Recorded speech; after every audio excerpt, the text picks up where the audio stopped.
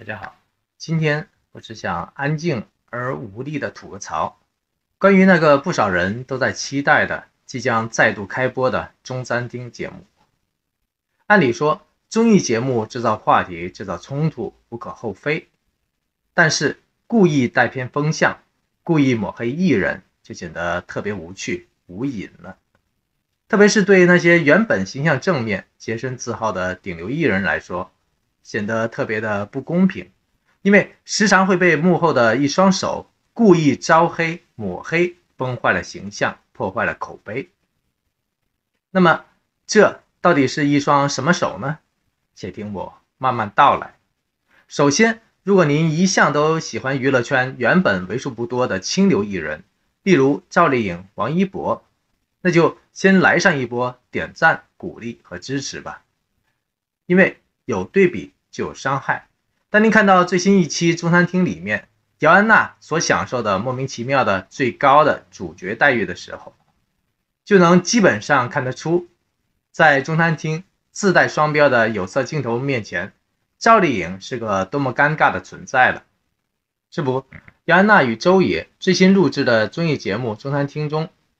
部分的路透抢先曝光了。画面当中，周也提着2大袋食材，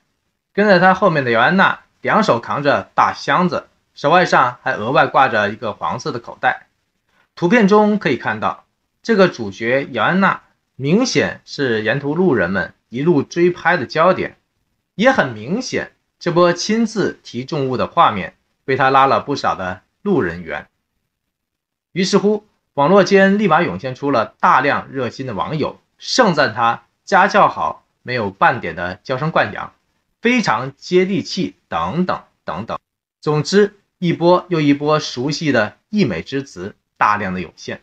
暖心而专业的叫好声和惊呼声此起彼伏。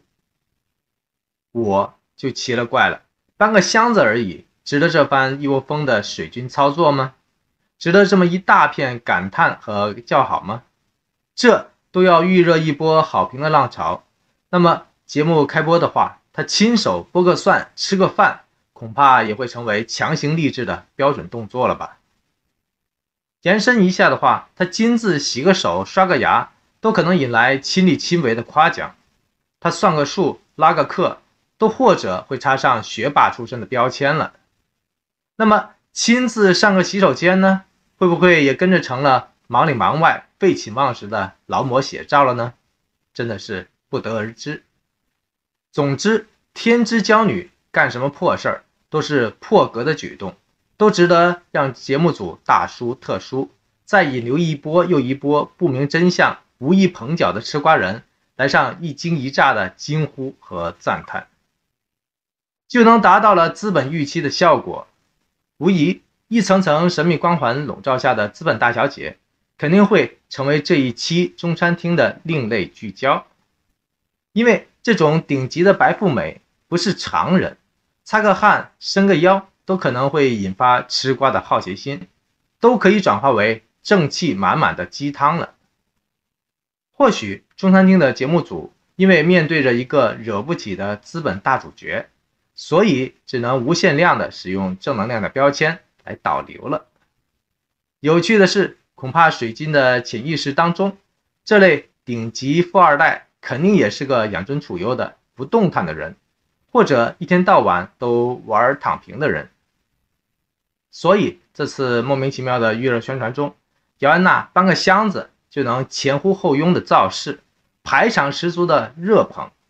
的确让所有投资方都看着痛快。不难想象，这期节目注定也少不了大小姐的各种励志的大特写，她付出的汗水、艰辛和努力，绝比我们这些凡夫俗子扛1年的箱子都辛苦。让我们回到赵丽颖所掌勺的中餐厅第4季吧，这样才能对比得出当年赵丽颖的各种不堪、焦虑和悲催了。说实话，她非常适合这类的节目，因为她就擅长尽心尽力去做好每一件事，只是她完全不适合这类综艺节目的黑手剪辑，也就是我刚开始提到的那双幕后操作的剪辑的黑手。首先必须承认，任何综艺节目都需要像拍电影一样制造出悬念和冲突，然后一步步的让观众入坑和着迷。所以无论是打造反面的人设，还是制造冲突和矛盾，都是综艺节目的惯常手法。结果这个办事特别认真的赵丽颖没想着去制造冲突，只想着尽快帮助中餐厅进入经营的轨道，结果就偏偏掉进了节目组预先埋好的一个又一个的冲突的深坑当中了。可以说在制造话题和冲突这方面，中餐厅节目组是成功的。他们故意剪接出来了一大堆不和谐的冲突，成功打造出了一个赵丽颖相当焦虑和无能无力的人设出来，的确帮助节目组立竿见影的蹭到了关注的热度，暴涨了收视率。这就是当时粉丝互撕吐槽赵丽颖的终极缘由。不吹不贬的话，这个农村长大的赵丽颖，就算别的不行，干活绝对是1等1。她的长项就是肯干能干，也知道怎么去干。在中餐厅节目中，基本上一半的时间都是在干活，这不是赵丽颖的强项所在吗？赵丽颖任劳任怨、吃苦耐劳的品质，其实在这档子节目中算是发挥的淋漓尽致了，甚至她比大多数厨师以外的嘉宾都发挥的好太多了。而且就算是厨师，也肯定在厨房以外的地方都比不上她勤快。然而问题来了，这种综艺节目是需要点击量、需要收视率的，吃瓜群众不是来看你正经八百生活的，也不是正经八百来学习炒菜或者干活的，大家都是来找看点、找乐子的。赵丽颖拼命干活，如何可以帮助这档节目上热搜呢？或许赵丽颖一天到晚任劳任怨的标题能上1、2次的热搜，但是同一标题看多了，就肯定会有黑粉跳出来说这热搜是买来的。以此类推，花儿与少年前几季的冲突和互撕，那叫一个痛快淋漓，收视率也跟着蹭蹭的往上涨。结果到了后来突然就不火了，到底是为什么呢？答案太简单了，因为嘉宾们个个都客客气气，友好相处了，于是就失去火花了。所以苦主赵丽颖从进中餐厅开始，就一直陷入到了吃力不讨好的尴尬境地。因为她尽心了，所以事情往好的方面发展了，于是冲突就没了，于是节目组就要在无辜的她身上开始制造出冲突了。从节目中可以看得出，无论买菜、吃饭还是聊天，都能看得出他真的把这个综艺当成了必须圆满完成的工作和任务了，而不是强行拉眼球的低俗娱乐。而且另外一边厢，他又不是一个生活当中刻意强势的人。